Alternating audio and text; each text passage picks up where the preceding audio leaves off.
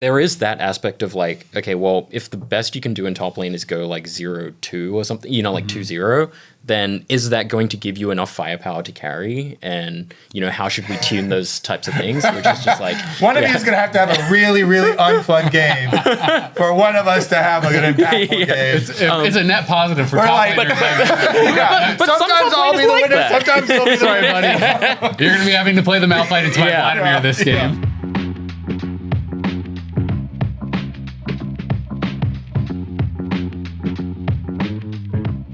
Hello and welcome back to The Dive, driven by Kia Season 10, episode number 20, the RiotPhroxzon episode. The Locke episode. Looking good with the double glasses. Thank I was you. going to Thank take mine off and put them on, but glasses. I want to see. let's try that. I want to see and look stylish, hence the two pairs of glasses. True. Yours go above. Actually, mine kind of fit. I got double circle glasses. Yeah, one for demons, one for normal vision. Yeah, I like it. Perfect. Good. But welcome, Matt. Welcome, Matt. Introduce yourself. I think most people are pretty familiar because you've been doing the balance for a while. Yep, I'm RiotPhroxzon. Matthew Long Harrison. I work on SR Live Balance, some matchmaking stuff, ranked, player behavior, etc. So, yeah.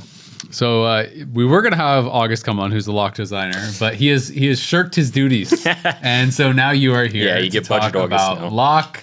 Obviously, Will was talking a little bit about last week. Has been doing a lot of playtesting on GAT with and against. But we don't it. really trust his opinions. We're bringing in the experts to talk about it. So, I mean, do you want to what is your kind of expectations for Locke? I guess for solo queue and pro would maybe be a good spot to start. Yeah, one of the core conceits for Locke and how we were approaching his development was very much so trying to strike the best balance of fair assassin or just have more opportunities for fairness in his gameplay. So things like stealth or, like just Shroud. Shroud So and things like like not that. a colleague. Don't design a colleague again.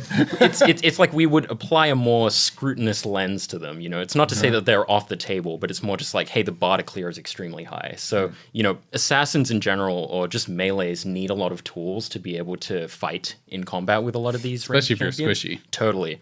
And for assassins, it's particularly difficult. They have a ton of dashes and things like that. And so Locke's pattern was very much so approached from, hey, build up a whole bunch of stacks on Q and try and get that off. But at the same time, he needs to be effective in higher levels of play, which means that he can't need to do that all the time to succeed. So we needed to strike the balance of creating these moments of fairness and counterplay while also trying to make sure that the things that he was doing were understandable.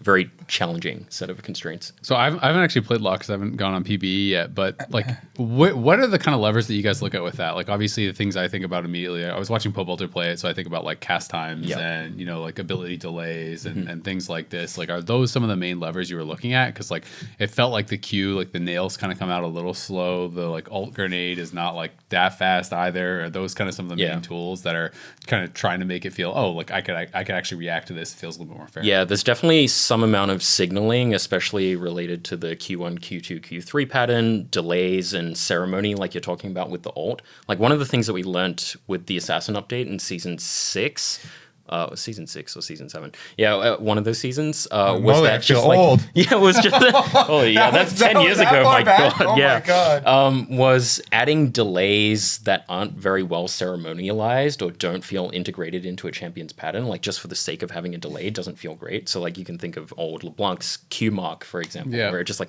ticked up and you're just like having to sit there and wait for something. Yeah, I kind of like that LeBlanc. Yeah, it was a little cheapo with the gunblade, but those types of things feel pretty inorganic. So when we're adding delays into kits, they need to be communicated in a way that feels good for the Locke player, but also is clearly communicated for the opponents. So meaning like, and it feels like thematic. It feels like part of the animation. It feels part of like it makes sense with character. Like even like a Fizz E1 might be something that I'm talking about because you're like hopping up on a pole and it has some utility for being in the air, but in reality, it does add a lot of delay and understandability for what's actually happening in that moment. And so we were trying to apply some of those same lenses to Locke with the Q build-up pattern, the ult, things like separating his E damage into 2 parts. So like he has the, jump on the ground and then do the dash rather than just being like, it could have just been a dash, right? And deal all the damage. So there was that type of design framework applied through his entire kit. Yeah. Okay, so you wanted to make a champion that was fair and that people aren't going to hate playing against. Yep. Did he succeed in doing that? Because you played a lot of it. Yeah, I mean, we played a lot of iterations of Locke, obviously, and so I think that's part of the process. Is some days you'll be like, "Hey guys, Locke test you late against." You're just like, you just get hit by a truck. You're like, well that doesn't seem balanced. But I mean, that's the whole point of it, right? It's like figuring out the different levers. Like sometimes they'll mess with like his cast speeds on certain abilities, and mess with like the numbers, all kinds of stuff. And so I do think that as far as the overall design, it does feel pretty fair. As far as like Locke has pretty clear conditions that he needs to meet to kill you, and you have like pretty clear ways to counterplay it. I think that, you know, with his nails, it feels like a pretty good balance of it's not that hard for Locke to hit them. Because if he hits you with one, then like the following ones will slow you. So it is kind of the case where, you know, you really don't want to get hit by the first one. And I think he can buffer them during his E. Yeah, he can like EQE and stuff. Yeah. Like that. Yeah. So it's not the case where it's like really hard for him to get the nails, but he one-shots you if he does. It's more of a middle ground where it's like not that hard for him to get the nails, but he also isn't one-shotting you most of the time. So I think overall the champion has felt pretty good in the test. You know, in League's history, champs don't always have this fairness design goal. He's not stealthing under your turret while trading with you or anything crazy like that. So I think overall he's pretty cool. But, you know, it is the question of when he's out in the world and everyone's playing him in their ranked games and whatnot, it's like he's competing against other champions that might not be as fair. So, you know, he's got some work to do there. Yeah. I'm also always curious, like, because you guys oftentimes have like the mastery curve of a champion in mind when making it, which is like, I guess the simplest way would be like, how many games do you think a new player picking it up right now would need to be proficient on this champion? Would it be on the lower end or the higher end? I think for a new player playing it in low elo or something, or like average play, he's a lot easier and more straightforward than you would think. I think it's at the higher levels of play where you have to do a lot of these optimizations to get the damage out quickly or understand when you should fish for Q1, Q2, Q3 from range versus, you know, like just go in and blow everything. He has a lot of that type of decision making that makes it more challenging. But I would say the straightforward pattern for regular players is pretty easy to understand. Like stack it up and then just like try and get on them and like cast your ult or lead with your ult or whatever. It's kind of the way I think of, you know, Twisted Fate and his gold passive at regular play, where it's just like he's farming and he's just hitting someone with a gold card and that's how he wins. Whereas at high elo, it's more just like he gets pressure in the side lane and he's like applying chip damage to turrets, and they just win in different ways in different skill brackets. And so that's definitely the approach that we're trying to take with this balancing act here.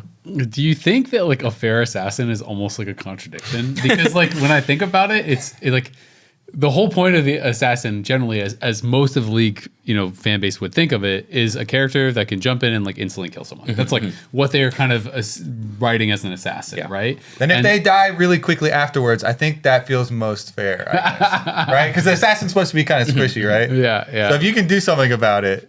Well, it's true, but it's always kind of interesting because it's like, I don't feel like anyone ever gets one shot and it's like, that was fair. I should have died. You know what I mean? Like, I love Rengar. I should have died there. Like, my bad. You know, like no one has ever said that, right? So it's kind of like what feels fair for the person playing the assassin and what feels fair for the person playing against the assassin, I feel like are sometimes on opposite ends of the spectrum. Yeah. And getting that kind of like more, you know, balanced opinion, I feel like is kind of difficult. Because, you know, as the playing against person, you remember all of the times when the person is already fed in this one. Yeah, totally. And at that point, the counterplay was like, well, your teammate shouldn't have given him kills earlier. You can't do anything now. And as the assassin, you remember when things go bad early and you like do your whole combo and you can't kill them and so on and so forth. So like, how do you guys kind of deal with that? Because it does feel like it's easy to make it feel fair for the opponents, but then it might just be too weak. Yeah, I think fair might be maybe an incomplete description of what we were going for. It is both fair and clear. right? Like one of the things that we were really trying to push for is the clarity aspect of it. Like so you know why you died. Exactly. And so it's just like there are many situations where you It's very clear. but there are many situations where you die in League and you're just like, what just happened? Right? Like and so a lot of They check the the death recap, and that's perfectly accurate. And it explains exactly how you died. yeah, we need instant replay. The new death recap actually just has the faceplate of your teammate that you're, you're like, ding, ding, ding, You this should be able guy. to report from the death recap. That's a feature I'd like. Anyway, sorry, go ahead. But yeah, it's more of like you could clearly understand whether or not he hit his nails, or whether or not you got hit by ult, or whether or not he landed his E and then his E2 dash and stuff like that, or whether he was hit. So I think fairness is a goal. Clarity is like the main goal. I would Yeah. say. Yeah. Yeah. I feel like that's in line because you mentioned the assassin rework, which was a really big thing, and Yeah. that was one of the big directions they were trying to. I believe it was introduce more time. There were a lot of timing windows that were added into a lot of assassins, so that it wasn't like Rengar style one shot you, and it's actually like they're jumping out of, and before they hit the ground, like you're actually dead, and so there's timing delays, but also the clarity I think goes a super long way. Yeah, and I think we need to built in a whole bunch of levers that we can tune depending on whether we see him be more effective in high elo or low elo. Like we know that in low elo, like they're much more likely to just naively do the Q1, Q2, Q3 pattern, whereas like high elo will find ways to cheat that or do animation cancels or just get in situations where you don't even need to land all your abilities really, because they're just like strategically in the wrong place. So there's also levers for like how fast he runs with his W and how much healing he gets with that and things like that. And you know, those are the levers that we have a lot of to really be able to get. What are your other cheats and hacks and tips for these? Because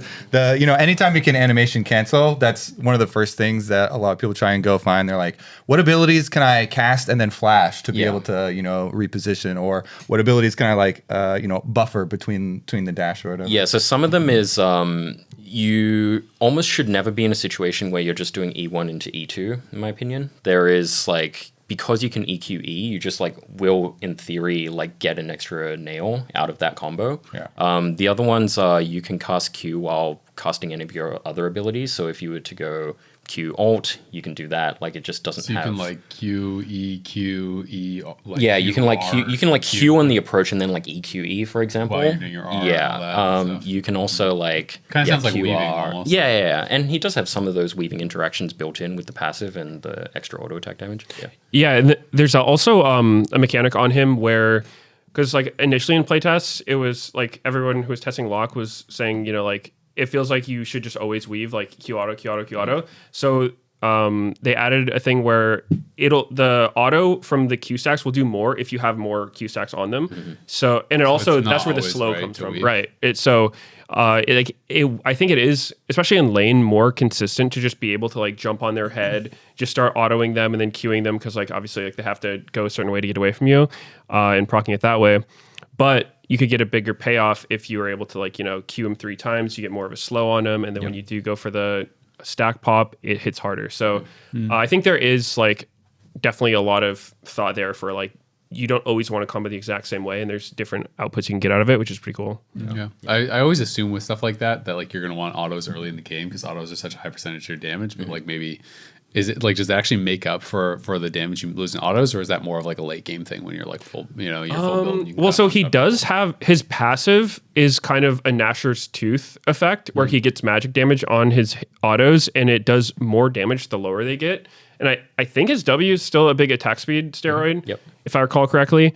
So yeah, I mean, he does kind of want to just like jump on you and start like smacking you a lot. So yeah, I mean, I think that there's incentives for both, right? There's one incentive that's like you want to get all 3 Qs and then pop them. There's another one where it's like, you're already autoing them, so you just weave in the Qs. I think his ult is probably like I did a ton of lane tests with Locke, like just playing him and against him against different champions. I think his ulti is super interesting because it's kind of Urgot ult-esque in a way where it's like if you hit them with Locke's ultimate, it's like a 5-second, I want to say, damage or not damage, just Like a threshold duration marker on them, below a right? certain Yeah. amount, So they it puts die. a mark on them, and if they fall below a certain HP threshold, they'll die while it's Yeah. on them. And so there's different ways of thinking about it. It's like, okay, do I want to start my combo? Because it's also a huge slow when you hit them with it. So if somebody's full HP and Locke's just sitting there in lane, he throws his ult at you, it's not fast enough that you can't react to it. Like, you can always flash out of it. If you don't have flash or a movement thing, it's pretty easy to hit, but you have to decide. It's like, well, can I survive Locke if I don't flash it? Or do I have to flash his ultimate? And then Locke can think about it too. It's like, well, I know that if I hit the ult at any point, they're dead. So maybe I just flash ignite them early on and they'll have to flash away from me. Then I finish them with the ulti. So stuff like that, I think, was like really fun part of like learning the champion and playing against them. That's cool. Whenever I see assassins, I'm gonna be honest, I just assume it's not going to be seen in pro play. Do you guys think that is true, or do you think that like he has enough levers and stuff that he might actually be good in pro? Because generally pro is so heavily about controlling the wave, and assassins often do not have good wave clear, so you kind of just don't really get to see them, with some exceptions over the years. Yeah, I have a really hard time seeing him as a pro staple. I kind of bucket him in the, like roaming around kind of camp. What do you think? I would be a little surprised if he showed up in pro. I feel like if he's showing up in pro, then he's probably doing some crazy stuff to solo queue. Because, I mean, with high enough numbers, he could be strong. I don't think he actually has as much of a wave clear problem as some other assassins. What we found is because the thing I was talking about, where like the more stacks of Q you have on enemies, the more damage it does when you pop them. So that actually ends up with him having like pretty decent wave clear, because when you play against Locke, you want to stand in the minion wave because he's going to come and start autoing you. So like you want your minions to help you, but if you're in the wave, his Q's hitting the whole wave. And then when he goes for his E, like the AoE parts, so sometimes he will just kind of like triple Q you in the wave and then E, and then all your range minions die, and you're just like, wait a minute, like do I not stand in the wave? And so it's kind of it wasn't clear to me sometimes like where I want to be standing against him. So I think he actually has pretty strong wave clear compared to some other assassins, because he's able to like hit you and the wave at the same time. That's pretty cool. What about jungle clear? And follow-up question, if it's not good, how long till you get bored and then you add some jungle modifiers to them? That's a Meteos question. I actually haven't seen him played in jungle. Oh, his first clear sucks. His first clear is really bad. So I think there was definitely a goal of not having him be primarily a jungler, because For now. yeah, I mean, like you said, Until he gets bored. because I mean that's the thing with assassins, right? It's like I feel like throughout League's history they get played mid and it's super cool. You have like the Zeds, the Fizz, the Ahri, and whatever. But the downside is it's hard to lane against a lot of the stuff. You're up against like Boneplate, Summon, Ahri, Victor, and Orianna and stuff, and it's just like, wow, this is cool. Like I can't farm or fight him, and now I'm just behind. And so then Riot comes along and is like, how would you like a smite and just go into the How would you like a 200% monster damage modifier? don't have to deal with this laning phase. All the And weak hey, laners. you know what? How would you feel if you're an assassin and they just don't know where you are most of the time? How does that sound? So obviously I think assassins like being in the jungle for that reason, but I do think there's it's cooler when they're mid, at least just in my personal opinion. So I think that with Locke there was kind of a goal of like, let's try to not have him primarily be a jungler.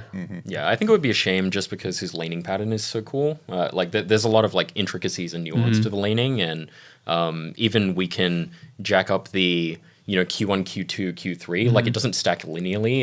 It's backloaded in terms of like if you land the Q3, it just does so much damage, and we can make that even higher if we need to, or if we observe that that's not an effective pattern. So that makes his laning really interesting, and something that would be a shame to lose. Yeah, I mean, it's obviously easy to keep a champion out of the jungle if you don't want them. Yeah, there, if you just totally. make their abilities do no damage to monsters. But what about for a top lane? Like I know he doesn't do like percentage health damage or anything like that. So is that kind of the idea of keeping away from top lane from a lot of these bruisers and tanks that he might really struggle with because he doesn't have percentage HP damage? Yeah, like he seems really hard to fight against bruisers. Even in the mid lane, if you get a mismatch in the side lane, you're just kind of just like, okay, I just want to run away now and just go roam. I lane against Galio as Locke a couple times, and I could not play. Just don't play the game. That's what I was thinking as soon as I saw the thing like with it, because in the champion spotlight or whatever they have like Freak mentions like no percentage HP damage, so if you're not ahead, I'm just thinking like like Scion mid, Malphite mid, like Renekton mid, you know, like I would assume that he would really struggle with those kind of matchups, so it seems more counter picky. He definitely has the profile of like needing to run over the game. I mean, even thinking about his ult and how it stacks up over time, like that's another knock against the pro play thing where you're just like not getting any kills, and so his ult's just like not stacking either. And so he has so much power budget in running around and stacking stuff from getting kills and being chaotic that it's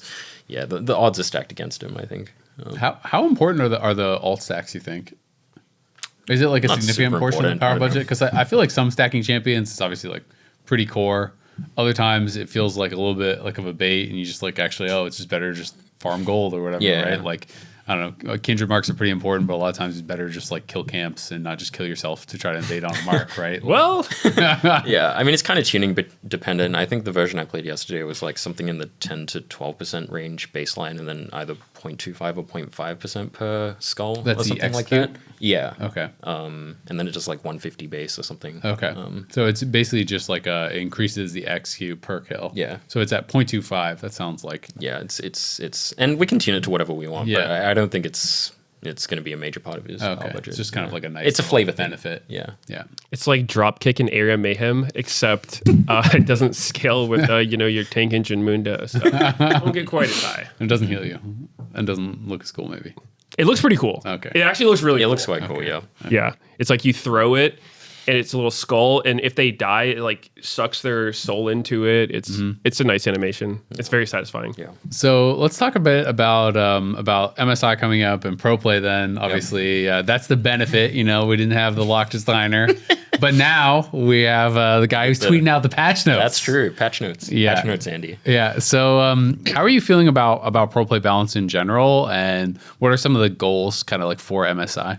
Yeah, so one of the things that we were observing going into the playoffs period in general was just enchanted dominance. And so we wanted to take a swing at that on 26-11 or 12. I think it's 11.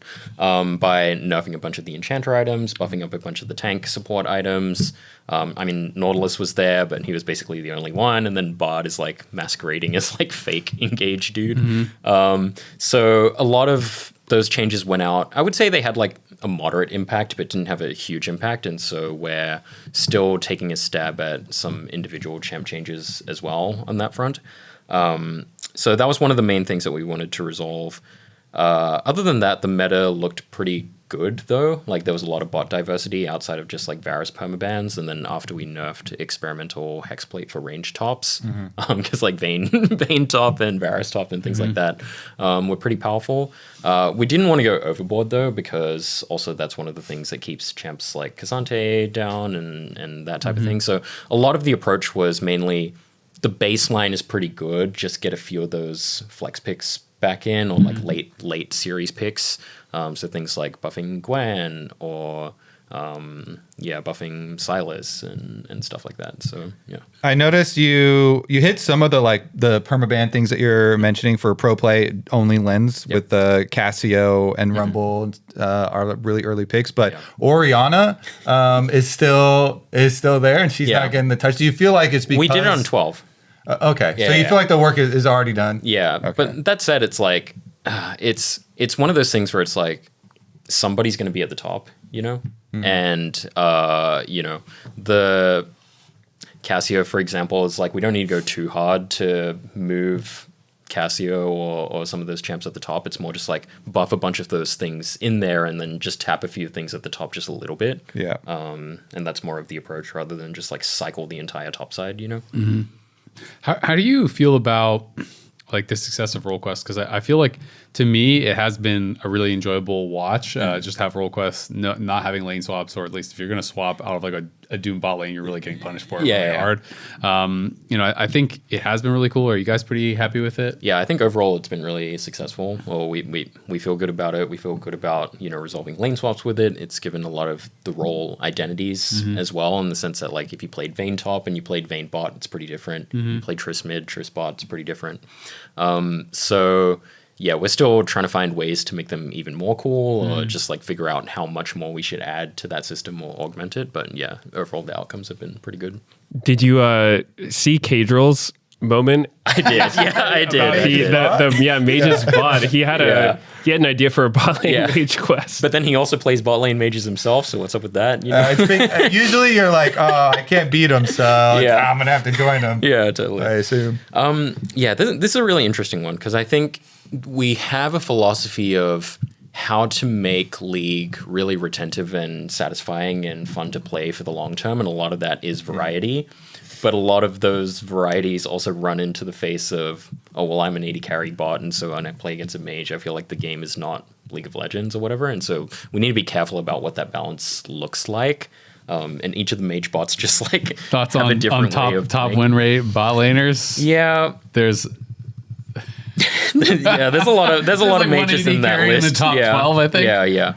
And obviously then Senna's like the super internal strong. data, but that's I think where a lot of people start getting frustrated. Mm-hmm. But it's always an interesting problem because I feel like all of these champs also have giga low pick rate, and Yeah. so it's sometimes people are picking them like situationally in specific matchups. It's like, how much weight are we putting into the Heimerdinger win rate that has like a 0.16% pick rate versus Yeah. the Senna win rate, which is like almost like a 20% pick rate. Totally. It's also like a familiarity Yeah. argument where you're just like, oh, like how much of this is coming from, their true objective power level versus, oh, I haven't played against Veigar bot in 120 games or he caged me and I died. So yeah, I would say that we don't have the most, what's the word? Like mature philosophy towards how we balance around these mages bot. And it's more just like a Feeling? Yeah, more just like a feeling because there are those factors in play. Like how well did they itemize or pick runes against this champion? Or how familiar are they with the matchups in general and stuff like that? Are you suggesting AD carry should build a null magic and lane against mages? Like that's just Are you aware that it doesn't deal completely damage? unacceptable. That's true. To be fair, some of the lanes, I definitely understand why the AD I'm carries just are kidding. complaining, like Zoe Lux type things. Yeah. Those are like just a different level of frustration that you're not used to experiencing because it's completely different like play pattern, right? You get hit by one Yeah. CC and then you're CC'd from 100 to 0. Right. That's like the most aggravating thing in like any game. Yeah. I would say we need to think still a bit more about like what our philosophy is there, because there's similar properties in like range tops, and like how much range tops should be taking over in that aspect. So I would say it's a area that we need to investigate further. I guess the main one that's applicable to pro play is of course the Mel bottom lane that LCK uses a whole bunch. Yeah. How do you guys feel about that one? Because I actually haven't seen the Mel Rage resurge. that champion was like most banned champion and most hated champion in League for a very long time. But what do you feel about the current Mel situation? And are you worried about pro play if she's like really put on a pedestal at MSI that usually boosts regular players' play rate and stuff too? I mean, I'm not super worried about it in the sense that, like Mel is Mel, and there are frustrating champions in the game, and frustrating is a core part of League of Legends, and why people feel satisfaction after like killing an assassin that was killing you for the whole game, or like killing Mel that was like killing you for the whole game and stuff like that. At the same time, detached Yumi. That is up there. at the that's a pretty peak high moment. So at the same time, it's like we also acknowledge that these things are pretty frustrating, and so we need to figure out where that line is exactly. I would say that we have quite a lot more work to do on the bot lane mage situation, because with the role quests they just get a lot more gold from that situation as well. So relatively speaking, they have a very different profile than they did in previous seasons. So yeah. I'm curious how you feel about top lane and pro play in general. I know a lot of top laners I had spoken to, and myself included, were thinking that there was going to be like a rise of more counter picks, which there has been somewhat in pro play. Obviously, we were seeing Vayne and Varus, and we see Aurora into Rumble is a common one. Like we do get some of these. Yorick has become very meta into Jace. Like a lot of these that used to be like, oh, that's just a solo queue thing. You never see that in pro. That's become pretty standard. Right. But also, it feels like with some of the nerfs to those champions as they rise, like you talked about, now when I talk to a lot of the pro play top laners, they feel like counter picks are actually not the important thing. It's like fake important. It's all just about like the most powerful blind picks. And so they feel like it's moving more back to just being like the best on all the blind pick champs. Yeah. And I feel like the pick rate kind of reflects that a bit. You can see like these are like the most picked in spring split, right? Like Rumble, Sion, Nar, Cassante, Renekton, Ornn is up there. Jace is, a really solid blind. Like, are you guys kind of happy with that level, or do you like seeing more of the kind of like harsh matchups and stuff like that? Yeah, I would definitely say it's better for us to see more of the harsh matchups and where more of those counter picks come out. There is some amount of just like accepting reality that top laners are going to be blind picked a lot, and a lot of the approach that we're taking with this patch was, especially in hitting Rumble on Cassante. Sorry, not on Rumble, Sion, Cassante, was in getting those like I would say like contextless blind, like much more contextless blind picks, kind of just and bringing those down a bit, because there's not really a lot of context around Scion is super tanky on 1 or 2 items and like can't be moved in the second dragon fight or if whatever. you dive him, he gets all the XP and kills the wave. right. And then ults back to lane. Yep. And then there's also the whole like TP stuff and how that impacted those champions and the Doran's Helm. So like they're getting hit by 3 or 4 systemic things from Doran's Helm being changed in terms of its shape. The TP shield thing, which of course the tanks benefit from the most. And all of those things that we think are gonna bring those contextless blind picks down.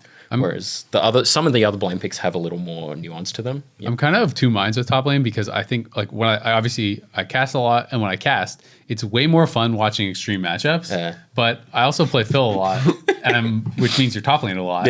And then when you're blinding top lane and you want to play anything that is not like one of the like safe blind picks, it is so common to just be playing against like the most obnoxious matchup, and they have ignite. And you're just like, well, I sure hope my jungler comes, or I'm not gonna have fun this time, right? Like there's just like my counterplay is just stand under my tower and hope my team carries me. Basically, I hope I'm more useful later, right? So it's like that I feel like is kind of like a hard thing, and I'm kind of 2 minds because I'm a bit in both pools. But yeah, I'm kind of curious on like where you guys think about that. Well, it's also one of those catch-22s, because in many ways having the rough matchups is what gives top lane its agency as well, in the sense that you kind of need to put your opponent in the ground to have any kind of relevance if your bot lane's 0-6 or whatever, So there is that aspect of like, okay, well, if the best you can do in top lane is go like 0-2 or something, like 2-0, then is that going to give you enough firepower to carry? And, how should we tune those types of things? Which is just like... One of you is going to have a really, really unfun game for one of us to have like an impactful game. It's a net positive for top lane. But sometimes I'll be the winner, sometimes you'll be the Sorry, buddy. You're going to be having to play the Malphite into my Vladimir this game. I mean, I remember when we were playing Rumble way back when, when you were playing top lane and I was playing bot lane, it was just like, oh man, this top lane is just like in the ground, and then you're just like taking over the game, or vice versa, right? Like that's just like so I think some top laners actually do like that. And it is a tough balance to figure out, like, okay, in a lane with only one person on each side, how do you get the appropriate amount of agency for that player, right? One of the things can we build a wall where the junglers can't approach, but that limits your agency. Then there's so much on draft then. Yeah, of course. Yeah, I think the other one we didn't talk on that I've seen a bunch of discussion about it is like flex picks in draft. Oh yeah. There was a really funny boss clip I saw yesterday where he was talking about how the other team was showing Gwen, Zac, Cassante on the picked, and he's picking top. So he's like, okay, I'm going to pick Kayn top because that's good against all of them, right? And then it was Gwen mid, Zac jungle, Cassante support, and he's up against Jace and goes 0-10. Like, in a way, I feel for him, because I think it's another thing in pro play where it's like, okay, there are the safe blind picks, and then there are the flex picks, and so you don't necessarily know where their champions are going to go. So even if you have this like really sharp counter matchup, it's like it's not that bad to send a random top laner, into the jungle or into mid or hell support for some of them. Especially in solo queue. Like there's like a lot of drafts where you looked at and you're like, I have no clue what's going where sometimes. Yeah, broadly, I would say that we agree that that's an issue, which is like kind of a pivot from, in the past where we would be like, yeah, it is really actually like a good thing that you can hide everything until the last second.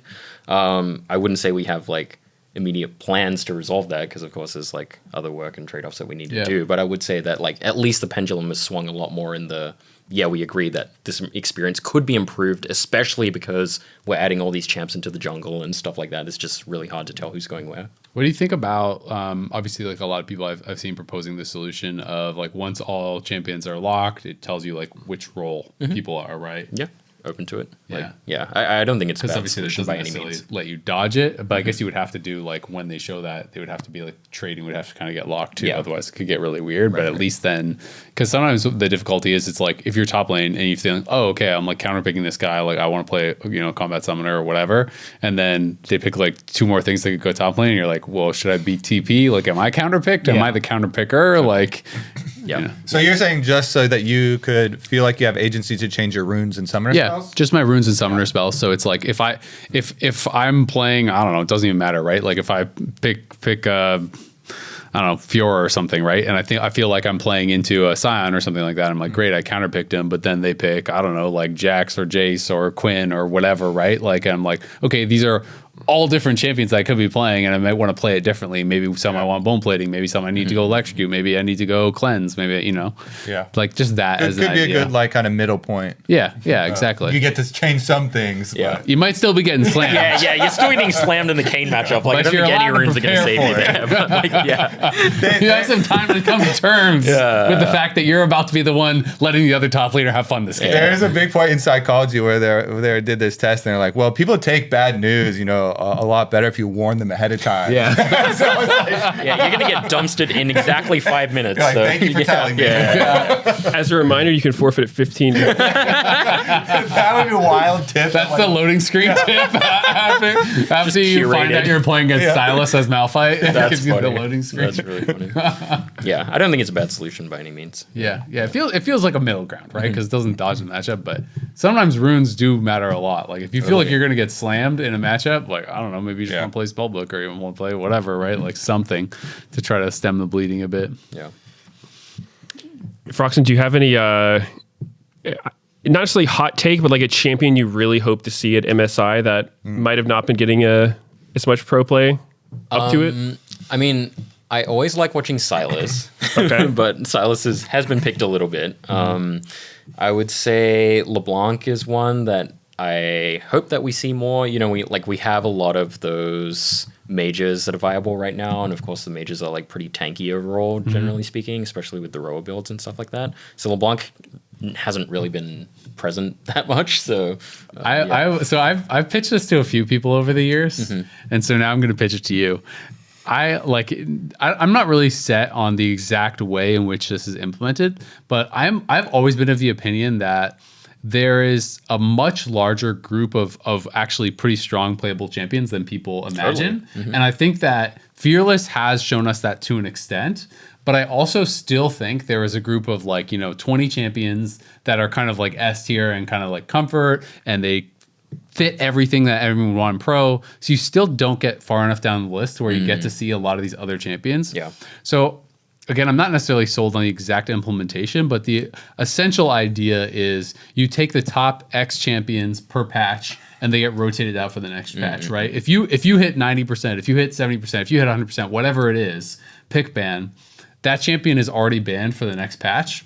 And as such, then you have, like your Varus, your Orianna, your whatever that has just been like terrorizing pro play and has to be a guaranteed ban every single time is now just gone. Right. And as you get deeper in Fearless, you are now getting into maybe you're LeBlancs, or maybe I get to see a Fiora, or maybe he really wants to see Zed, and and there's 5 mid laners that are just never going to let you do that. Yeah.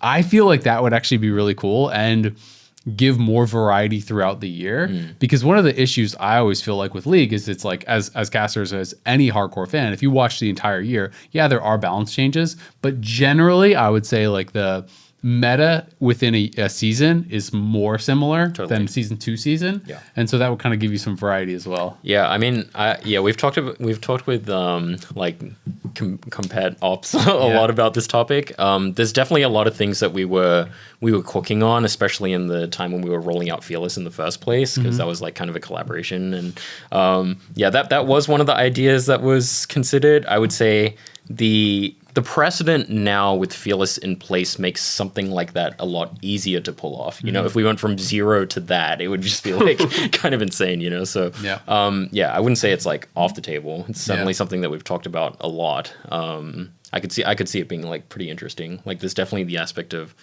all those champs are out. So Fearless game 5 in that environment is just crazy. You're just getting Heimerdinger top lane or something.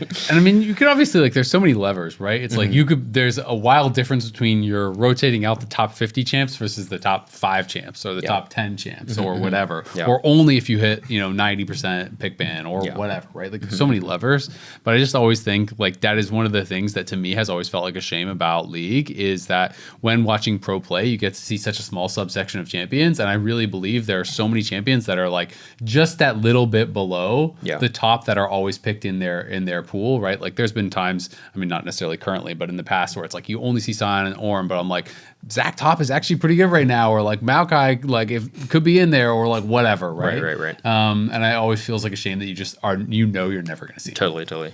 Well, if you really want variety, then you go the show match style and do like this MSI is going to be Noxus MSI. Oh, And you have to wait. pick Noxus champions. Yeah, only. where's that Or tournament? like, you sync it up with whatever you're trying to advertise or sell in the game at the time. We did that. We did a show All of match. Legends champs only. But Kobe and I didn't know that we were playing Noxus champs only. Yeah. So we showed up and I was first timing Rel against pro players. We were the only non-pros in there. That's so funny.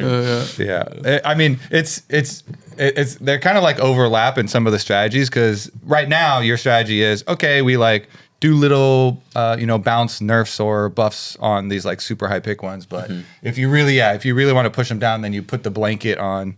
You're literally not allowed to pick this, or like you're forced to pick. Yeah. I think every game you spin a wheel, and it lands on a region, and both teams can only pick champs from that region. It's a Freljord game, and there's like not even that many total champs from Freljord. So good luck. Yeah. I mean, like, to put it in perspective, top 5 most banned champions in spring were Orianna, Varus, Karma, Nocturne, and Nautilus, right? It's like, would it have been so bad if those were just like auto bans not for a there. couple weeks, To me, no. I think that would actually be really, really fun, because a lot of these champions are just getting banned in the first phase every single game anyway, right? I think. I mean, I would like something like that personally as well. I think the counter argument would probably just be from the players' perspectives, because I think that when you're responsible for learning how to play a champion, like I think actually mastering a champion to the level where you can play it Takes a lot of on the games. stage, it takes a lot of mastery to get there, right? And so then when all of a sudden you're asking players like, hey, you have to master this champion. Also, you're never going to get to play it. I think that kind of sucks. Fearless is sort of like more in that world than it was in the past. Yeah. And I do think that overall it's probably better, because like, the viewer experience when you're seeing like wacky stuff is super fun. But I will say, like, for pro players, I think the more that you kind of like ask of them to, you have to be able to play like everything at a professional level, and you're also not going to play them most of the time, can be pretty rough. Yeah, that's a big counter argument that even came out when you introduced Fearless in the beginning. Was people were like, okay, but I want to see the highest quality of games. So if you're artificially making people play, But then everyone instantly loved champions. Fearless, and it was so good that we made it our permanent format for every region for the whole year. it is. That's my counter argument. Turns out it's just fun to watch. Yeah. It definitely is, but there's a break point too. There is a level, for right? sure. If there's like, we're gonna get to billions and billions of champions in our game, we just can't But again, keep on releasing Billions. them. adding 5 pre-banned things or 10 or whatever, Yeah. like that's hugely different than Yeah. 20 or 50 or whatever, right? And most games are best of 3, right? So it's like when we get to best of 5 and you get to game 5, that's where Fearless starts to like get like, oh, my band might get a little bit wacky. But like Fearless game 1, game 2, it's the same thing you watch every single game for the most part, right? Like you're really not getting too crazy until game 4, game 5 usually. Yeah. And most of the time it's best of 3s for every format. So Yeah, I would say it's like we're kind of just getting started in the space with experiments, and I know our tolerance for experiments and wanting to push those boundaries is always pretty high on both the game side and the esports side, and so just trying to figure out what is the right amount of steps to take at what pace, because like Meteos said, it's just like the pro players. It's just like, okay, well, I'm never playing Varus again. I just like played him for 1,000 games to master him. play him in It's 2 like- weeks after he's cycled back in. Fair, yeah, true. But the incremental steps of like, maybe bans are considered in Fearless, or whatever, like might be easier steps to take in the short term. But ultimately, we'll figure it out. Cool. Well, thank you so much, RiotPhroxzon, for coming on and chatting about Locke and some Pro Balance and my draft pitches. My pleasure. We'll be in for Worlds. And nerfed Rek'Sai for Kobe and Meteos. So, Yeah. you're welcome. Thank you so much for that. Hey, we pulled back on the nerf. Yeah. Set the ladder and nerf Rek'Sai. Thank you, Phroxzon. I was gonna wait until after the segment is done and like talk to him afterwards, but I was gonna be like, "Shh, what's up with how come Belveth is allowed to be up there but Rek'Sai, as soon as Rek'Sai is there, you got This is void discrimination. That is true. Yeah, I mean, we were thinking about nerfing. If we nerf one, we need to nerf both. We were just like, yeah, no, just Rek'Sai's out of because Bel'Veth is all, the Masters Plus. She's always pretty strong. 55% win rate. Yeah, she's Word your Raptors, bro. Word your Raptors. Thanks for coming on. Right. No, yeah, you got to give feedback. Word your Raptors so you can watch them die to the Bel'Veth. Yep.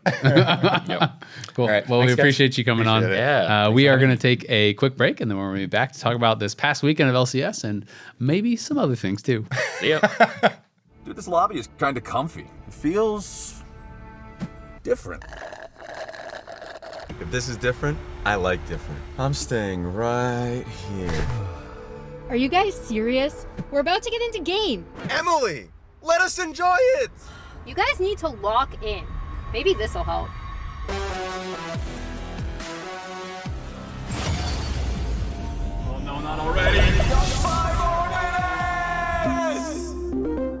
Welcome back to the dive driven by Kia. It's time to talk LCS, and we got some stomps this weekend, which was not the expectation for me at all, or for all the pros I was talking to. Everyone is like, it's a top 4, could be anyone's game. It's all going to be 5-game bangers. And I believed them. I thought so too. That was the furthest from the truth. It was. It was stomp into another stomp, and it felt so bad because, you feel bad for the Cloud9 guys. They had already previously gotten stomped, so they're getting like another stomp on them. So then they gotta leave, and you're like, okay, well now it's gonna be finals, right? So after the Team Liquid have just been able to dispatch with Cloud9 in such a strong fashion, surely our finals will be very competitive and interesting. And then nope. Unfortunately not. Yeah, I mean, I think everyone was hoping for more games, but I don't know. Maybe it was the Arizona Heat or something. Dude, it was actually insane heat, by the way. I wasn't there. I was just saying stuff. Yeah, we walked from our hotel to the venue was only like a 3-minute walk, but it was 108 degrees outside. It was actually crazy. Flowers kept saying it's like he opens his oven and then he started walking into the oven. That's what it feels like. Like you get that blast of heat and then you're just walking into it. Literally the 3-minute walk, I would have to take a shower after I got back to the hotel. It was crazy. I mean, I lived in Phoenix for a while because that was where EG's StarCraft Pro Gaming House was when I was casting their league and I was playing WoW and stuff. I remember some of the summers it got up to 115. I remember one of the first times I went there, my friend had parked outside, got in his car, touched the belt buckle. Burned, the horrible burn on my hand. God. It is crazy how hot it gets there. Yeah, maybe that's what it was. But only affecting the losing team. They just didn't have the energy to keep going. As soon as they lost, Lion are just lizard people. They're absorbing the heat. They're as soon as they powered. lost one game, they're like, I don't have it in me to play more than 3 more games right now. Let's just lose in peace. TL had a little resistance because the first day they were like, all right, we're fine. Then they ran out of Gatorade. And then they had to walk back to the hotel one more time. And they're like, oh, no, my brain is fried. I mean, let's start with the Cloud9 one. I mean, we got to talk about Cloud9. Like, it's actually crazy. They went 0-3-0-3 in both the international qualifying matches. I can't remember off the top of my head, is that 8 or 9 series in a row with international qualification on the line that they have lost? Actually insane. And you look at their actual split long record, even including the close series and playoffs that they won the 3-2 prior to this, they were 17-6 with the regular season games plus the 3-2, right? 14-4 in the regular season, so even better, but then they had that close 3-2.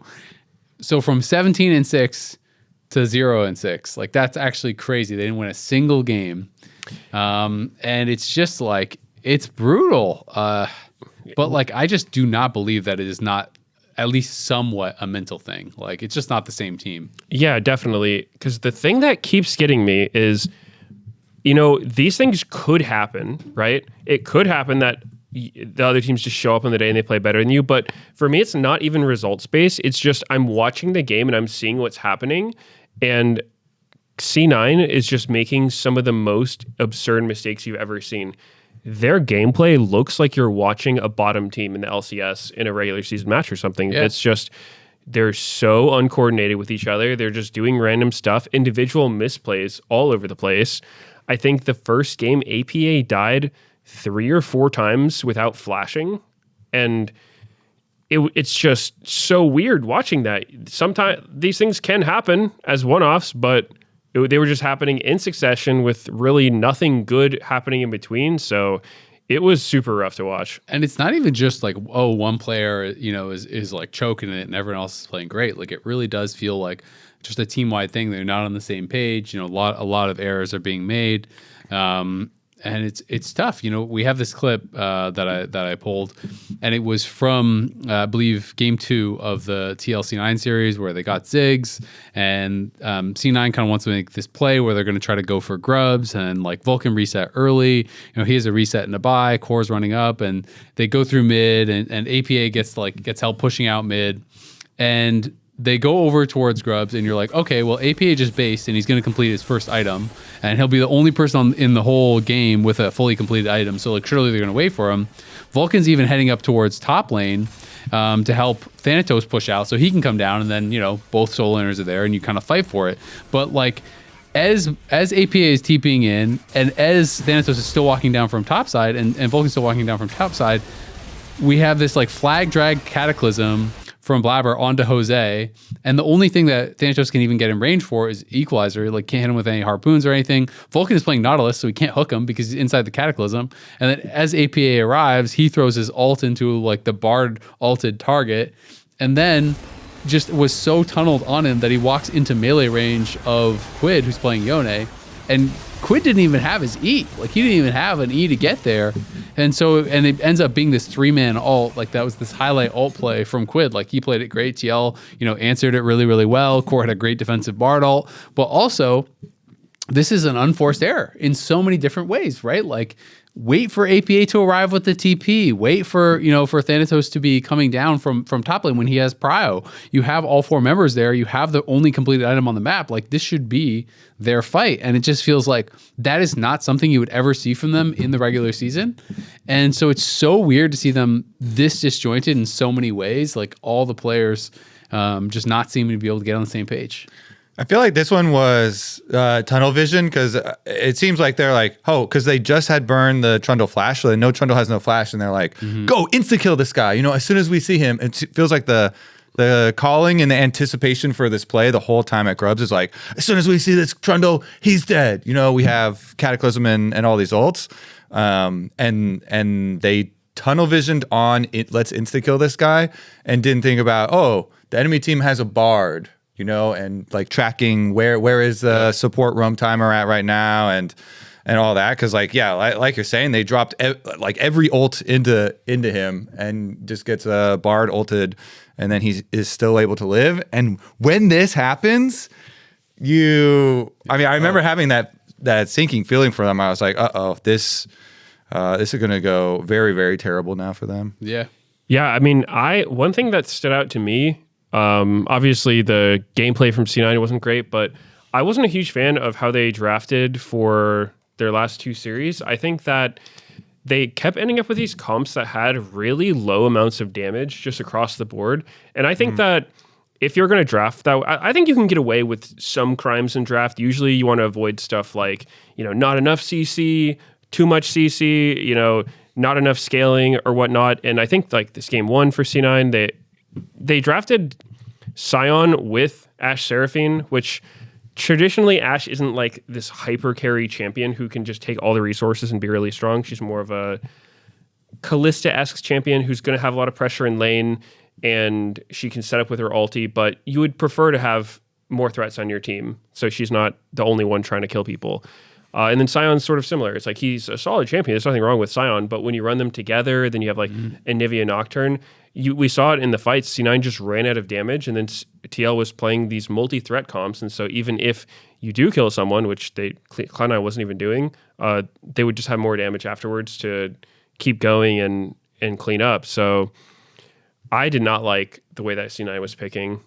I feel like Nocturne first pick is feeling like more and more of a bait to me, because especially when people are getting comfortable doing this like Zyra Khan stuff, where I've seen this a few times in different leagues where it's like people slam first pick Nocturne and then they just go like Xayah Rise, which is what happened in this game, and they're like, oh, don't think we can dive those. All right, now we're playing to peel back and team fight. but with a Nocturne, right? And then it just feels like the Nocturne is so homeless in this draft. Like, what is your job as Nocturne when you have Ashe, Seraphine, and a Anivia and a Scion, right? Like, they want to play, they want to be kiting back and disengaging the Lee Sin and like the Rakan engage and the Zen and like all of these tools. So I feel like a lot of these drafts that we've been seeing lately, and I've seen it in a few leagues, like I said, where people are putting such high priority on Nocturne and going for it first pick, but then the other team drafts hard to kill carries and they just try to bail out. I feel like it just doesn't work. I would almost rather see you just like full double down and just try to do something, because I feel like if you have no dive buddy for Nocturne, it just looks so bad. Yeah, it has not looked good. I think, I don't know. To me, I've sort of related Nocturne and Orianna's priority this season with just the combo of both of those champions, because the combo is just blatantly unfair. Like, it is so stupid. If I was playing pro and I got Ori, like, Nocturne comboed one time, I would be just like screaming at the top of my lungs, because you just get one shot and you can't even see it coming. But that's not really the case. I think people have learned to separate these champions, which is why always banned. Yeah, I mean, Orianna, I mean, Nocturne as well has had a very high ban rate. So I think maybe people are just sort of over prioritizing Nocturne. For maybe it's a fearless thing. Maybe it's like, well, we don't really want to play versus him later, and even if he's not the best for us right now, at least we won't have to play against him, kind of deal ever for the series. So yeah, it's definitely looked weird. I think that if you're going to take Nocturne and then sort of they're going to understandably pick things that is hard to Nocturne ult, stuff that's hard to actually kill like Xayah, then you should have some follow-up plan for that. It's like, okay, if you're going to pick the Nocturne and you know how they're going to respond, then you at least have a trap that they're walking into. It's like, you can pick some really dominant lane matchups into this. And maybe that's what C9 was trying to do with, because, you know, I know Anivia is good into Rise. I think Ashe Seraphine, I don't really know how the bot lane matchup goes. It seemed like it was going well early. Like, oh, dude, this was the game where Core ran Electrocute on Rakan, which I don't know if that was on purpose, but that seemed sort of sketchy to me, because I think he recalled twice at level 1 and bought a glowing mote on his second recall. And so I don't really know what the plan was there. Yeah, that's not usually the plan.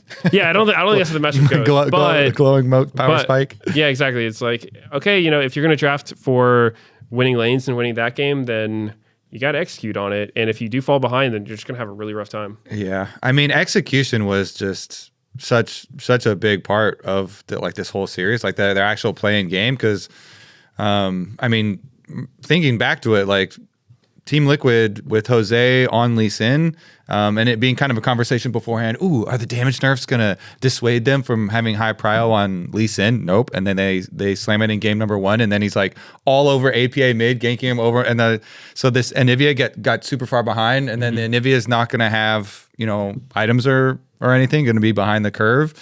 So then their damage looks even lower, and it just felt like every play, TL were so much more like they had a better early plan of how to play it, and then they also executed better in those plans and in those team fights. And the way League is right now, it's really like you can't really win without eventually doing some team fights and performing in those team fights. Like, it's a you actually just can't. There's no.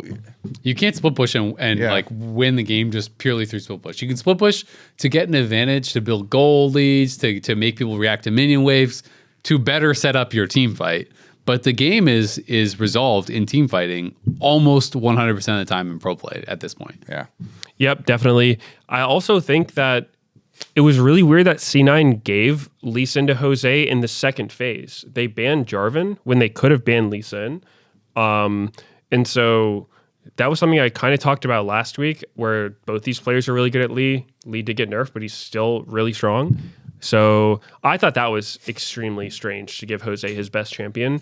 And Jose's Lee Sin is insane. Yeah, he's really good at it. Yeah. And the champion's really good too. And so I really did not understand why C9 gave it to him, because he actually just ran them over in the first game. Yeah, it's definitely interesting. I mean, I understand why you don't want to go full dive comp against Xayah and Rise. It can be tough, but I do think sometimes people give too much respect to a champion. They're like, well, they have Xayah, nothing we can do. Guess we're countered now, can't dive. But I feel like we have seen many times, even at the very, very high level, like Zayas can get killed. You can't always react to everything. You can't see everything coming, and you don't always have your ultimate up, right? Like a game I was watching just recently, like that happened, the HLET1 series, right, for the first seed to MSI. It was like owner playing Nocturne and Guma is playing Zaya, and instead of it just being like, all right, well, I guess they picked Zaya. We gotta be like safe. They had committed full dive and they still didn't ban out the Zaya. They let that go through. It was like a late pick Zaya, so it's not the exact situation I'm talking about. But it's like they had Carrier Rakan, they had Faker Lissandra, they had Ambessa and Nocturne, right? And full dive comp. As a full dive comp, and it was into Renata Zaya, which feels like you just got super headshot. And admittedly, this was like a game where they got really far behind and they had to come back and blah blah blah. But like they were doing things that I thought were pretty intelligent, like even just trading Nocturne ult for Zaya all early, and then having other tools to try to go in and punish. And they're doing things like Carrier's R-ing early, like ult early on Rakan in a brush, and then like flash out and with Nocturne ult up, and it's like that's so hard to react to. We saw the same thing happen to Lyon when Lyon played against them when they did this stolen Sejuani ult, exactly with the Silas, and it was like Nocturne turned off the lights, and then all of a sudden someone is R flashing with a stolen Sejuani ult on your face. It's like good luck reacting to that. So I think sometimes people maybe get a little bit too respectful of a champion's strengths, and it's like, okay, well then if you're not going to draft any threat into it, but you also don't have like a poke comp to just like outrange it and punish it, then isn't Zaya just kind of like the king? Yeah. Well, one thing too with Nocturne into Zaya is I don't know if it's even that hard of a counter. I think it's probably one of, if not the best AD carry to pick into Nocturne, but at the same time, Fear Tether goes through ult. Yeah, exactly. That's what I was going to say. Like, if you're just mashing E on Zaya as you're ulting in as Nocturne, you're almost always going to just start the tether on her, and her ult won't get rid of that. So she'll get feared up in the air and then still be feared when she lands. So it's not, this hard counter where Nocturne just throws his hands up and he's like, well, GG guys. So yeah, it is a little bit strange. The other one too is even though we don't see the Nocturne Orianna combo, I think Nocturne Nico looks similar levels of unfair. Like Nico is hard enough to track going into a team fight when she's got like rocket belt, W, flash, ulti. We see people land huge ults all the time, and with Nocturne it just becomes impossible because not only are you trying to track like which champion or like minion or ward Nico's disguised as, but like you can't see any of them. So that was another option they had that they didn't go for. We've seen people have a lot of success with Nocturne and Nico together, so I was a little surprised there. But either way, I don't think this came all down to draft or anything like that. I think C9 was just not playing the way they played the rest of the season, which it is pretty disappointing. Yeah, I felt like Quid played fantastic. I mean, throughout the whole lower bracket in this series, he was looking really, really good. Jose, obviously on the leasing game was crazy, but TL just looks so dominant in this that like it's both, right? TL played really, really well. Cloud9 didn't play as well as normal, so it ended up super one-sided. But that had me so excited for the Lyon TL series because I was like, all right, well we got one stomp, but TL's looking got it good, out of the way. Exactly, and they went 5 games in their last series, and TL was looking even better than at that time. So I was super excited for the finals, and Lyon just looked like they were on another level. Even I don't know what you would have predicted, Kobe, but on the desk, most of us were still on the Lyon side, but we all thought it was going to be really close. All the pros that I was talking to were pretty 50-50, thought it was going to be really, really close. But like one of the things that everyone was expecting was that Quid was going to kind of continue this dominant level of play, and I feel like Saint definitely had his number. Oh my God, Saint, and it opens up with the game number 1, Akali from Saint too, and they showed the Orianna and the Varus, like these are super power picks, and so I kind of felt like Lyon are like, yeah, these champions that get banned all the time. Well, they do have one thing in common, and that's that they are super low mobility carries. And they're like, yeah, Quid, you can have Orianna, Yon, you can have Varus, and then they, Saint just goes to town and is just killing them over and over and over. I don't know. I just felt like I feel like they set it up and they're like, yep, we're going to be able to outplay you and we're okay with giving you power picks. And then they did that. So you're like, wow, okay, where do we go from here? Because that was game 1 of a series. If something, if you're Yeah. losing with 2 permaban champions in game 1 of a series, and they had Scion also. I really liked. To me, Lyon's draft game 1. To me, this was like a fearless draft, in my opinion, where you're thinking about the rest of the series because the game looked a little bit sketchy for them early game because, like you said, you are giving them so many power picks, and that is one of the options you can have in Fearless because rather than having to ban one champion the entire series, especially if you want to do target bans, you can just say, hey, we're just going to target ban you and then go from there. Because what I really liked is Liquid has been having success with this Orianna Neferi Rakan combo. They played it, I think, in 2 of their other series, and it looked really strong. Clearly something they're comfortable with. And so rather than keeping Ori banned the whole time, they just banned Neferi Rakan. So it's like, hey, you can take Orianna if you want, but you're not going to get her with the combo you like her with. So it makes Liquid be in this weird spot where it's like, well, Orianna's up. We don't want them to have it, so we should take it. And then it was kind of the same thing with Varus, where it's like, we're going to give you all of these power picks, but they might not go together that well. And then we're going to take champions you really like. They took away the Akali, which is one of Quid's champion. They took Xin Zhao. And so I love the idea of this draft because it's like, even if you don't win the game, it's setting yourself up so well for the rest of the series. And then the fact that they won the game as well just added to that. I mean, I thought it was pretty brilliant because it's like you're saying, like they're giving them these OP champions, but in a bad situation, and you're taking away Akali, which is arguably Quid's best champion, in a matchup that is good for the Akali, right? So it's like you're getting to counterpick this champion that's supposed to be OP, and you're taking away your opponent's maybe best champion. I thought that was really smart. That being said, I still went into this first game after the draft and I said I thought TL are going to win the draft because I did or win the game off of the draft. And they were winning for a lot of the early stages. They were. And I was just looking at this like, yeah, Akali, a lot of people like it into the Orianna, but I was just thinking, okay, you're going to go in, there's going to be like Nico ult, and if you get hit by Nico ult, then you're getting hit by Varus ult, you're getting hit by Shockwave, you're getting hit by like, Chains of Corruption, you're getting hit by all this AoE crap, and that could be really, really difficult. But I did feel like TL got lazy in a few of their setups. There was one fight especially where Morgan, was it a soul fight? I can't even remember at this point, but like Morgan was catching a top wave instead of actually coming early and joining them, so they couldn't really contest the entrance to the fight at all. It was the one where Saint went all the way through bot lane Tribrush and got all the way behind them at the red pit, but Morgan wasn't there. He was just like, it wasn't even like he was finishing an item. He was just killing a random wave top lane when everyone else is at Dragon, and then he TPs to Dragon, and all the other fights, I felt like so much of the strength of this comp is you get there first, they're trying to walk through Trundle Pillar and Tangle Barbs and Varus Poke and like Orianna Ball and the Scions in your face, and it's so hard to walk in. So a lot of the previous Dragons, it felt like once TL was online, they couldn't really even approach. Like the 2 back-to-back that they had gotten, it felt like they couldn't even really approach. They just walk up, get hit by a couple piercing arrows, get pillared out, and they're like, all right, never mind. And then they just kind of got lazy on this one, and Saint's not being marked, and Core got a one-man ult on an ulted Alistar, and then Saint just like destroyed them. And I felt like after watching this first game, I remember I was talking with Emily on the desk, and we were both like, after that, we thought it was going to be a sweep because we felt like they gave them this powerful draft that we thought had an advantage and took away some of their best champs and still beat them with it. And it was like, damn, that's a good first game for Lyon. Yeah, Exactly. Definitely. I thought Saint Akali was so good this game. He's just disgusting on these melee champions. Obviously his mechanics of playing the champions, but I think the way he sets up for fights is so good too, because he's somehow just always finding angles to get onto their backline. And I do think that Liquid probably could have done a better job marking him.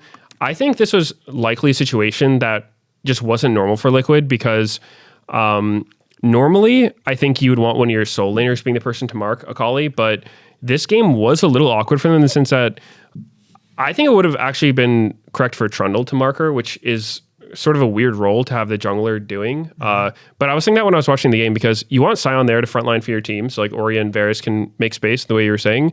And Trundle can actually, I don't necessarily think he kills Akali, but she probably won't kill him without investing everything. And you can just like get her to, like you can push her back, get her to not be standing behind your team and make it super hard for her to get to your carry. So that was something that I felt when I was watching the games. I thought they could have probably tried that, but they didn't. And Akali found a lot of angles onto like 2 mobile carries. Yeah, I mean they like you said, it was a lot of it is hard to peel an Akali, but they weren't even using the tools that they had available to peel like effectively. You know, some of the times Core was trying to like get a Nico ult on Yon, and Yon was like running away from the Nico ult or whatever. Saint made this champion list look so OP because he's getting around everybody, and he's literally killing both carries, and they have flashes up, and he's still killing them and getting their flashes and dodging the pop blossom. And so you're like, well, I guess if they're gonna play like that, then this is just the God champ, and it's just mega OP because he was getting around all of their peel, all of their champions, and just destroying the front line. Also, I did like how Inspired and Isles were playing like the other side of it, because the Xin and the Alistar were going in and using their ults like really early to like go engage the enemy front line, and then like they couldn't like get away to deal with Saint, or Berserker got a lot of free damage too. So I thought they used their like Alistar ult and their Xin ult pretty well throughout this series. But still, like the team fighting of like, you look at that TL side, and it's like if they were able to mark the Akali, then they should have like a really, really solid setup. But when game 1 slipped away, I was like, oh, okay, well, this is certainly going to be very, very rough for them. Yeah, it seems like Lyon and, to an extension, all the teams Inspired plays on just understand how to play out fights really well, just like conceptually, because I think what you were saying, Alistair and Xin Zhao, sometimes they would go in a way that's like, it's not really a good engage, in the sense that what they're getting done isn't that important, but they just understand their whole goal of them and their role in this game is just to set Akali up. Like make them use all their spells. Yeah, people are on me, so you. Yeah, I think that Akali was sort of the complete focus of this game from what should have been both sides. I think that TL should have been thinking almost exclusively about Akali, because like you were saying, she's hard to peel. Like I think they had some CC from Sion and Nico.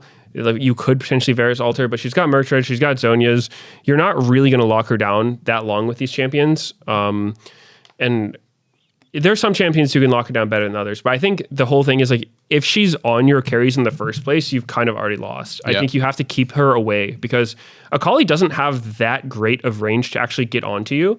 Like she can flash R1, or she can like R1 through somebody and then like R2 to get to a carry. But if she doesn't have an angle where she's like coming up behind you, can be pretty hard for her to get in. So I think that was probably the biggest mistake that TL made, was just letting her get in the first place. I agree. I mean, and it's like I think you said it really well about like the initial angle, and we had the clip of the earlier fight that I was talking about, where he did get that long flank and got those kills, and he kind of like shows up on top of the carries.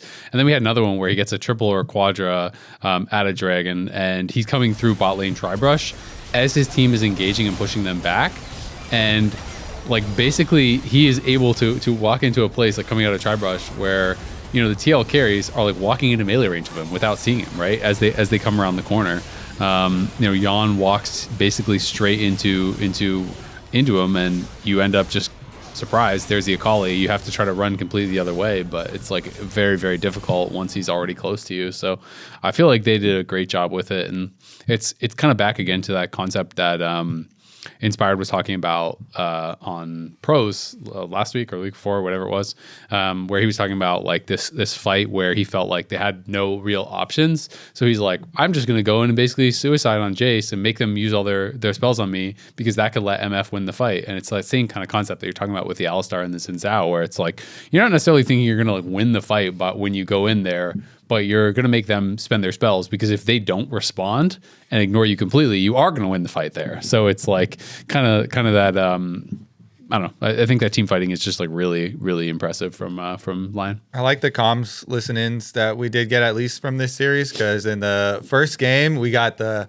like the yawn kind of depressed comms listening, like, God, Kali's so annoying. And you could really feel that they felt helpless. And he felt helpless, and he's just, as they're getting destroyed. And then the second game going into it in Champ Select, we get the Lion side, and they're just like, Saint, you're on fire. What do you want? And he's like, give me LeBlanc. Because, his LeBlanc angle. And then I thought it was actually a really good LeBlanc angle too, because there's not an easy way to stop the LeBlanc from harassing your team throughout the game. They don't have like really easy point and click. Like if you're going to do something, it has to be like flash on Gragas or flash on the, Rel or something like that. And you got to get stuff that's like instant, or else the champ can become annoying. And especially if you do get the, get money early, then it can become a problem. But it's not like LeBlanc is, this crazy OP, pro play champion at all. And they were able to do like fairly similar things this time around and still have really good success with it. Of course, Berserker on Senna was giga rich and scaling like a madman and doing like infinite damage and healing. Yeah, something that stuck out to me a lot, game 2, that was just such smart. It's not really, it's like a macro / tactic thing, but the way Quid died the first time is obviously, most people know laning against LeBlanc, she's going to try to kill you with the jungler. That's been her thing since the beginning. But the way that they actually set it up was so smart. So Dokla was doing well top lane as Cassante and Gragas, and a wave was crashing into Morgan's turret, like as Cassante was doing 6. And so Saint pushes mid and he starts walking top. So TL knows, like, okay, they're threatening LeBlanc diving top, but then Saint started recalling too. So even if he wasn't going to go for the play, he starts recalling. And so then it's basically like, Quid has to decide, what do I do here? If LeBlanc's diving top, then I need to push in this mid wave. If she's recalling, I need to either like push in the mid wave or just recall now. So it's one of those things where there's so many threats going on at once for TL that it's hard for them to respond. And Quid just has to pick something. So he's like, all right, I'm just going to try to shove this in. And so then Saint cancels his recall, comes back. I think it was Inspired who was there, but they just go for a gank on him and he dies. And it's not that Quid didn't know. It's like, hey, you're going to get ganked by LeBlanc. Obviously, he knows that's a threat, but there was just so many other things going on at once that forced him into having to make this hard choice, and they were able to punish it. So that kind of thing, to me, really speaks as like, Lyon is a really smart team because any number of things could have happened there. They weren't tunnel visioning on killing Quid. Maybe Quid just recalls, and then Saint had already recalled first, has tempo. Maybe the top plays more forcibly dove, and they dive top. So I just really like the way that they have a lot of pressure and they use it to make these like just super uncomfortable situations for their opponents. Yeah, the thing I liked most about that too is how it really showed that they are thinking about the future a lot more than TL is thinking about the future, and TL's more reacting. Because like you're saying, when Saint, when he comes back also, Quid does not immediately run. Quid does not think, I'm also going to be getting ganked by the jungler. Quid's like, this LeBlanc's trying to get back to the wave that I pushed to the tower. I'm going to, fight him for a little bit and zone him out so he can't get back to the minions that are dying at the tower. And that's when, Inspired comes from their own jungle from the other side and they get this pincer and then they're actually able to get the kill. If Quid had immediately start running back to his tower when Saint is coming back, then he probably gets under tower range and he doesn't die to actual gank, but he's like reacting to the situation and he's thinking, Saint is trying to return to this wave that I already got an advantage by pushing it, and it's going to die the tower if I can keep him out a little bit. But it felt like Inspired and Saint were already one step ahead, and they're like, yeah, he's gonna do this, and then you come from the other side and. That's what I always really like about this team, because we also get validation of it when we listen in on the comms, and they're doing so much planning for the future. Whereas TL does seem like there's much more like reactive plays. Mm-hmm. Yeah, no, absolutely. I don't know how you guys felt about the Morgan Yorick in this final game either. Like Yorick, I love playing Yorick. It's one of the champions I play a lot. Two of the matchups that I've been talking for like ages with pro players that they should be playing this into are Rumble and Jace. And now it's actually being played into Rumble and Jace. And it's losing, so it's your fault. But that being said, I would never want to play Yorick into Nocturne Galio. I don't care what the matchup is. Like, that is terrifying. And this was their 5th pick. I just thought that was insane when you're going to play a pick that is famously bad at team fighting, has to play side lane, and the way that you win this kind of matchup is by playing aggressive and playing their face and farming the plates and doing all these things. And it's like, if either of those guys ever show up top, you are just dead. And so I thought that was kind of crazy, because this third game, like as much as this series was a stomp, this third game was only like 1.2K or something ahead around 18 minutes. And you have Zyra Khan, you have, the Shyvana's farming well, you have the Victor. And it was before Lyon took the third dragon, because TL got a tower top and they're like relatively close in gold. And I feel like if they had just played a more standard top lane and like actually played 4-5v5 with Morgan, I felt like they would have had a reasonable chance, in a draft like this. So I was a little bit surprised because this was, the Nocturne into the Zyra Khan, right? Like, I felt like they could have just played a more standard team fight, and I feel like maybe this is one where they're focused too much on the individual matchup and losing sight of the comp. But I don't know if you guys really agree. Go ahead. Oh, I was gonna say I thought they were really focused on the Shyvana from the beginning, and so then the top lane pick is the afterthought at the end of like, okay, just get yourself a matchup you can be self-sufficient in, so I can be the carry and farm. And so I was thinking that they were really tunneled on it that way, because clearly they're trying to copy Griffin's success of doing that, but. Yeah, then when we're like, okay, so they're picking a side lane champ into the double globals. Who can't side lane. Yeah. Now you got a team fight. That's pretty hard. And then the other ones are like some scaling carries. And again, I thought Berserker and Isles had a really good lane phase and into mid game again. Isles, by the way, super smurfing in this series. I think it's just so cool how he has risen up to the like star level of all these other players that were signed to Lyon, when everyone's like, Isles was the afterthought of this roster, right? And never had high expectations, but he's like making Smurf play after Smurf play. He's like, Lulu ulting Berserker as Core's trying to get in range to Rakan ultimate stuff, and like giving all these small windows of peel and stuff like that. And so I thought their bottom lane played really well, and so it kind of allows Saint and Inspired to play. Yeah, Nocturne and Galio. We don't have to always be the giga hard carries for this team. We can be Nocturne, Galio, and Dokkan, Berserker can be the big damage carries. So at the very least, this finals weekend did make me more secure in my belief in Lyon. It's just unfortunate that it came at like the cost of our other top teams. Yeah, obviously would have liked to see closer games, but I did think the finals was, at least Lyon was playing really well, and it felt like TL had chances, even though the games were somewhat slow. Usually in the beginning, it was like a lot of posturing and like tension more than just all out bloodbaths. But it did feel like TL had, like, they would get some laning advantages, they would get opportunities to go for stuff, and some of their plays worked. But I think overall Lyon was just better, and they just seem really hard to play against. They're just so much pressure coming out of everywhere. And I think smart drafts too. I think that it kind of feels like when Jose is not on his comfort champions, and I think he's done really well on the like fighters, Lee Sin, Jarvan, Xin Zhao, Vi. He does really well on those champions, but when he's been off of those he played Rek'Sai, I think game 5 last time these teams played. It didn't look too comfortable there. And then his Shyvana, not that they were, horrible or anything, but it just seemed like he didn't have that much pressure. And on Shyvana, I don't think he used his ulti for super long time after hitting 6. And, you don't want to spam it because you do have that window of being really weak when it's down. But at the same time, you don't just want to sit on it the whole time not using it. So it seemed like it wasn't really a very effective Shyvana. Yeah.